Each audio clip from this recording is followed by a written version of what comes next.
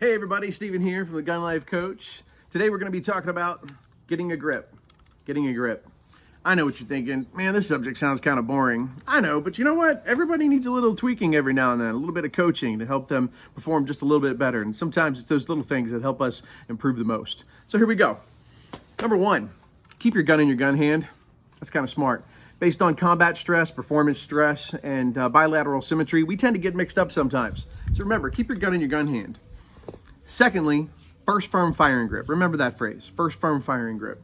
I like to use that phrase a lot because typically when we are using our firearm, it's coming out of a holster, whether it's a concealable holster or an exposed holster. So when I say first firm firing grip, I want to have the first positive control of my handgun as soon as I clear it from the holster. This helps me with mitigate re-gripping issues and move my hands around on the gun. And that usually takes up time, which we don't typically have a lot of when we're under stress, combat or performance. Next, another phrase for you to remember, two thumbs towards target, TTTG, two thumbs towards target. What do I mean by that? So you've got all this real estate on the side of the frame right here. I want to cover that with my hand, keeping my wrist straight, my fingers at a 45-degree angle with a cascading strength grip with my secondary hand. I typically hold on to my firearm when I'm shooting two-handed with my support hand more so than my gun hand. The reason for that is this. I have to have dexterity. If I put too much pressure around my gun hand on my gun, how fast can I really pull my trigger if I need to pull it? Something to think about. Something to think about. All right. Okay. First firm firing grip, two thumbs towards target. And remember that grip strength. How much grip strength do you need? Well, it depends on the shooter, it depends on the gun, depends on the recoil, and the task at hand. All right, let's talk about one-handed shooting. One-handed shooting.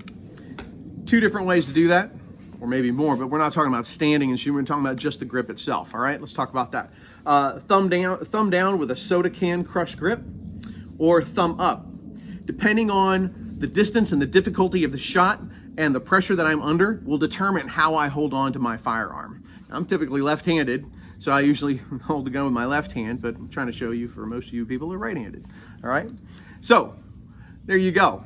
Remember, you're going to have to play with this depending on the gun that you're using, depending on the grip strength, your abilities, your disabilities, and the recoil management that you have based on the caliber of the gun that you're firing, all right? Go to a good range, get a good instructor wherever you are, reach out to us if you want to, and I hope this helps you out with getting a grip. And you know, understanding how to handle your grip on your gun is just like life, right?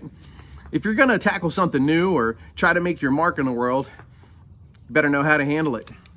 Get a grip on it, and don't let it go until you hit your goals. That's all I got for you today. Thanks for tuning in. This is Steven with the Gun Life Coach. Get a grip.